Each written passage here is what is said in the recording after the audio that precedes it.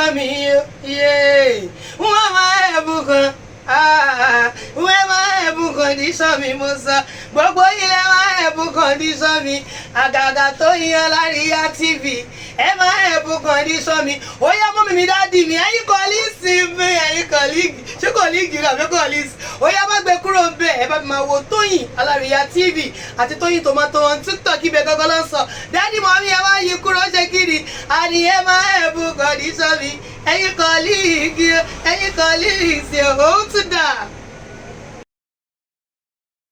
Ẹ kú dédé àsìkò yìí ní gbogbo ibi tẹ́ ti ń gbọ́ wa gbáǹkọ́gbì inú àwọn ìwé ìròyìn Yorùbá ilé wa làmú sétí gbọ̀nyìn láti iléeṣẹ́ Tóyìn Tomato Television.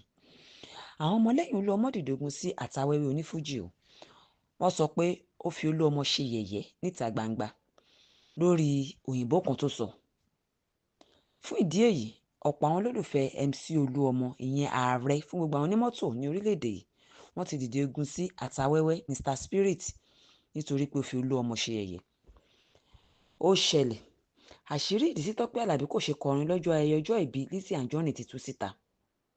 Làwọn olólùfẹ́ Lizzy Anjorin wá ń bú Tọ́pẹ́ Àlàbí pé gẹ́gẹ́ bí onígbàgbọ́ ọmọlẹ́yìn Jésù kò yẹ kó hùwà tó wù lọ́jọ́ náà. Yẹ̀kínní Adéòjò sẹ́ríkì mùsùlùmí ilẹ̀ Yorùbá kú lójijì.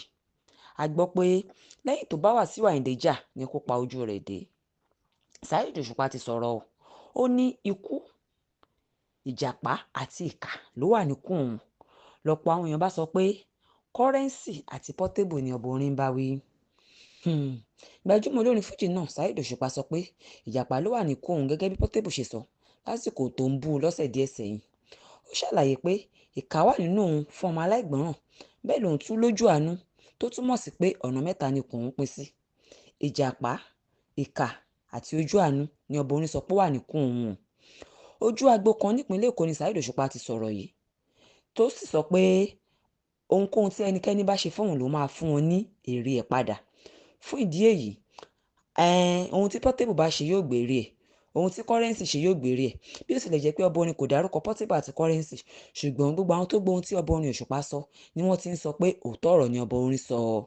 Ibi tí ọ̀rọ̀ Òṣùpá àti Portable àti Currency yóò yọrí sí ni ẹnikẹ́ni kò lè sọ ṣùgbọ́n tí Saheed Òṣùpá ti sọ pé lóòótọ́ ìjàpá ìkà àti ìṣerere ló wà níkùn òun nítorí pé ọ̀nà mẹ́ta ni kò ń pín sí. Ó ga ọ́ àṣírí ti tú o àwọn alágbára kan tí ń jà sí ipò ààrẹ Shettima ìyẹn igbákejì ààrẹ orílẹ̀-èdè Nàìjíríà. Olúnlọ́yọ̀ gómìnà tẹ́lẹ̀ lọ́yọ̀ ti kú o. Ní Ṣàgámù ìjàmbá ọkọ̀ ó mú ẹ̀mí ọ̀pọ̀ èèyàn lọ 4 nínú wọn ló wá láti ìjọ kan náà. Nítorí ìbò ààrẹ 2027 Mákindé ti fẹ́ gbéná wojú Tinubu o. Gbogbo àwọn ìròyìn yìí àti àwọn ìròyìn mìíràn ló wà lójú àwọn ìwé ìròyìn Yorùbá ilé wa káàkiri. Oríire ńlá Ìjẹ̀bú ṣayẹyẹ ọdún 10 tó ṣègbéyàwó. Ó ga ọ́ wọ́n ní pé ọmọ Ṣẹ̀fíù Àlàó ló kàwé gboyè jù nínú gbogbo àwọn ọmọ onífújì káàkiri orílẹ̀-èdè yìí. Ìròyìn ti fìdí ẹ̀ múlẹ̀ pé Nọfisátù Mọ́rádékẹ́ Adékúnlé tó jẹ́ ọmọ bíbí gbajúmọ̀ olórin fújì ni Alhaji Ṣẹ̀fíù Àlàó Bàbá Oko ló kàwé jù láàrin àwọn ọmọ olórin onífújì. Dókítà Nọfisátù kàwé ní orílẹ̀-èdè Amẹ́ríkà bẹ́ẹ̀ ló gba dìgírì 3 ọ̀tọ̀ọ̀tọ̀ láti yunifásítì kan ní Minnesota lamẹ́ríkà àti pé ó tún lọ sí ilé kéwú. Lásìkò tí akọ̀ròyìn kan fìdí ọ̀rọ̀ yìí múlẹ̀ lórí ẹ̀rọ ayélujára ló ti sọ pé pẹ̀lú bí ìròyìn náà ṣe gba ìgboro tó kò sí onífújì tó jáde láti tako ìròyìn ọ̀hún tàbí sọ pé irọ́ ni Bàbá Oko ń pa. Ó túmọ̀ sí pé lóòótọ́ ọmọ Ṣẹ̀fíù Àlàó obìnrin Nọfisátù Mọ́rádékẹ́ ló kàwé jù nínú gbogbo àwọn ọmọ olórin nínú àwọn olórin onífújì káàkiri ilẹ̀ wa. Àwọn ọba méjì tó ti wọ̀yá ìjà lógún ọ̀rọ̀ ìlú ló dá wàhálà sílẹ̀ láàrin wọn. Àwọn ìròyìn yìí àti ọ̀pọ̀ ìròyìn lẹ́ ó rí kà lójú àwọn ìwé ìròyìn Yorùbá wa káàkiri orílẹ̀-èdè yìí. Ìpàdé wa tún di ọjọ́ mi ọjọ́ rẹ̀ títí di ìgbà náà ire gbogbo ire lọ́ọ̀dẹ gbogbo wa ó dàbọ̀.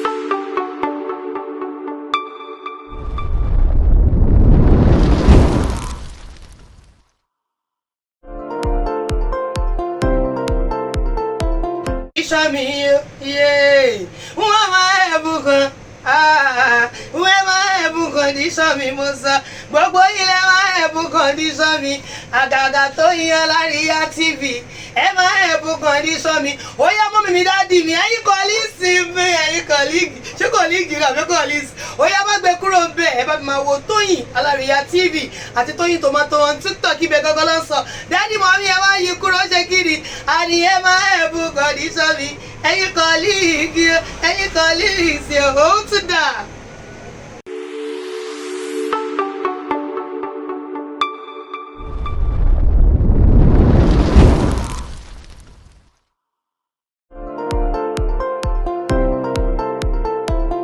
Shami, yeah. Mama ebukan, mama ebukan di Shami Musa. Gbogbo ilé ma ebukan di Shami. Àgàgà Tóyìn Alárìíyá TV. Ẹ ma ebukan di Shami. Ó yá mọ́mì mi dáàdì mi, ẹ̀yin kọ́líìsì mi, ẹ̀yin kọ́líìgì. Ṣé kọ́líìgì rà mí kọ́líìsì? Ó yá má gbé kúrò ń bẹ̀ ẹ bá mi máa wo Tóyìn Alárìíyá TV àti Tóyìn Tòmátò on TikTok ibẹ̀ gángan ló ń sọ. Dáàdì mọ́mí ẹ wá yí kúrò ṣe kiri. Àníyẹ máa ẹ̀bùn kọ́díṣọ́ mi ẹ̀yin kọ́líìgì ó tún dà.